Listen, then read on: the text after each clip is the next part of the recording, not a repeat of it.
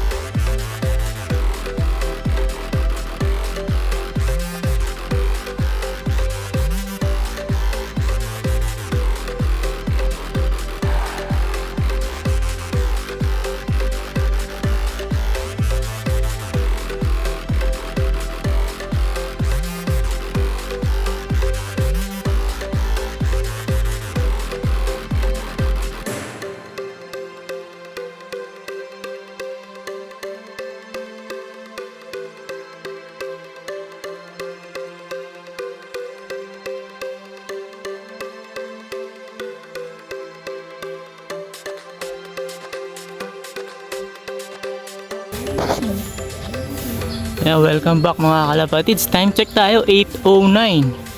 At wala pa rin yung mga warriors natin. Yung mukhang na-smash yung mga ibon natin. So nasa 1-1 below na yung ating speedan. At wala pa tayong ibon. So dito yung lagay ng panahon mga kalapatids, ito madilim. So So mukhang na-smash yung mga ibon natin. Pero marami nang nakakapagpaklak mga kalapatids, yung mga first dropper. So marami na yung nakapagpaklak. Possible highest speed lap winner 1170 yung speed. So possible lap winner from San Fernando. So sana dumating na yung mga ibon natin. Lalo na yung naka-sticker natin, sana maunang dumating. Yun, at naka-pooling din pala tayo mga kalapatids na station pooling. So sana dumating na yung ibon natin. Ayan, no? Panahon natin ang pangit, madilim. So ayan, abang-abang pa tayo mga kalapatids. Heto, may ibon na tayo. Nauna itong si 01 mga kalapatids. Naunahan niya yung naka-sticker natin, sayang. Pinapasok na boy.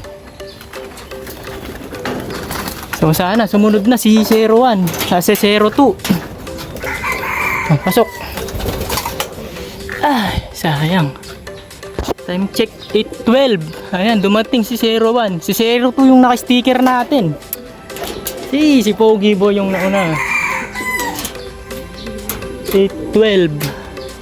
Sana sumunod na si 02 mga kalapatid. Siya yung nakapuling at naka-sticker sa fan race natin. So ayan, abang-abang pa tayo. Heto, nandito na yung mga ibon natin mga kalapatid. Sabay sila. Heto. Diretso. Pasok, dali boy. Pasok na, dali. Sige na. Pasok. Klak mo na mga kalapatids. So ayun mga kalapatids, kumpleto na yung mga ibon natin. At sabay yung dalawa natin, si 02 and 03. At yung mata niya maga. Ito, kaya pala nahirapan itong ibon natin. So ito yung nauna, yung ating si 01. At maganda sana yung speed niya, nasa 1,000 plus. At yung in-speed naman ni 02 natin is exactly 1,000 mga kalapatid. 1,428 yata yung ating speed. So ayan, maga yung mata niya kaya pala nahirapan. So itong dalawa naman okay lang. Ito. Mukhang natuka itong yung mata niya. Ayan mga kalapatids, medyo maga-maga. So ganun pa man okay na rin at nandito na yung mga ibon natin. So sayang nga lang at nakapuling si 02 at nauna si 01.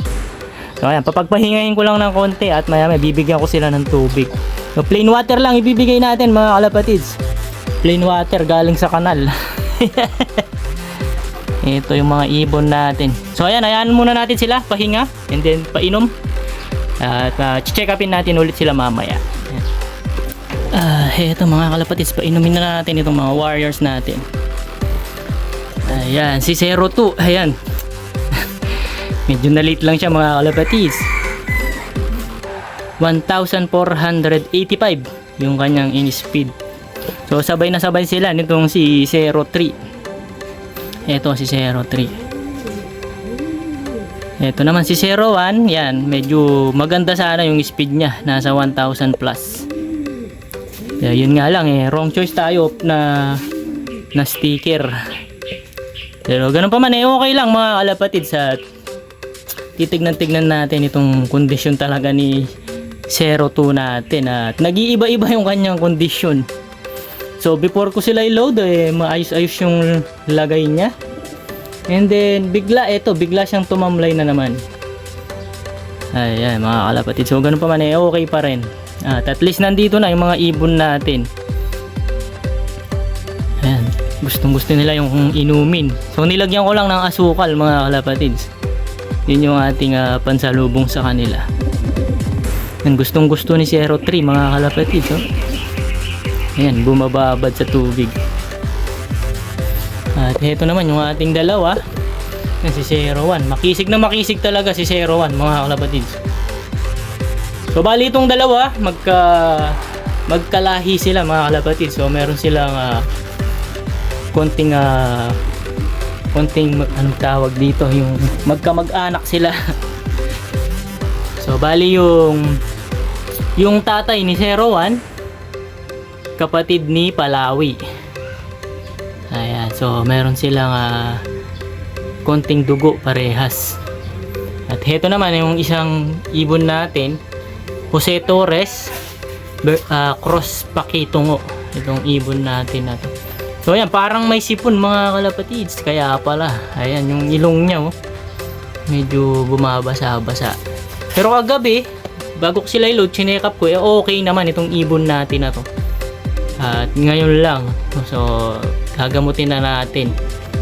So bumili na kaagad ako ng gamot para sa sipon ng ibon natin. Pero ayan, si 01, yan, makisig na makisig talaga mga kalapatids. So sayang, sana siya na yung napa-stickeran natin kagabi. So napili kasi natin si 02. So before yung last video natin, sabi ko hindi natin siya ilalaro. Pero kagabi talaga, iba yung feeling ko sa kanya. Yun, siya yung napili ko na isakay na our ipa-sticker. Pero ayun, okay pa rin mga kalapatids. At least hindi bumaba ng 1,000 yung speedan ng ibon natin. Hopefully bumawi siya sa first lap ng ating super sprint race. So sana silang tatlo maging maganda yung kanilang performance sa ating super sprint race. At heto naman yung ating mga ibang mga warriors nandito. At magaganda na rin yung kondisyon ng mga ibon natin, although hindi pa tapos yung kanilang molting. Okay na rin. Heto, isang magandang ibon natin. Heto, full sibling ni Amaya Gold natin. Yan, Stop Banrit cross sa ating Roger Flores. Full sibling ni Amaya Gold. Ayan, heto, Winter Warrior natin. Yan. By September siguro, start na yung mga trainings ng ating BBC. Ng ating BBC Winter Race. At heto yung ibang mga warriors natin. Heto naman, anak ng ating lap winner na si White Flight. Ito yung nabali yung tuka. Anak ni White Flight, cross sa ating Santa Ana finisher, si Miss Ana. Ayan, Banlun line. And the rest, halos magkakalahi na lang itong ibon natin. Pinapaikot natin sa ating mga linyada.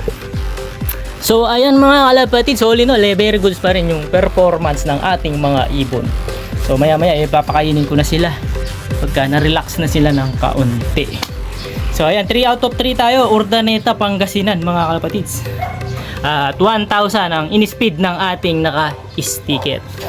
So ayan, congratulations sa mga nakapagpaklak ng Urdaneta dito sa ating SFPC Club. So ayan, that's it for today's video natin mga kalapatids. Please like, share, and subscribe Jepoy Lop TV at mag-comment na rin kayo.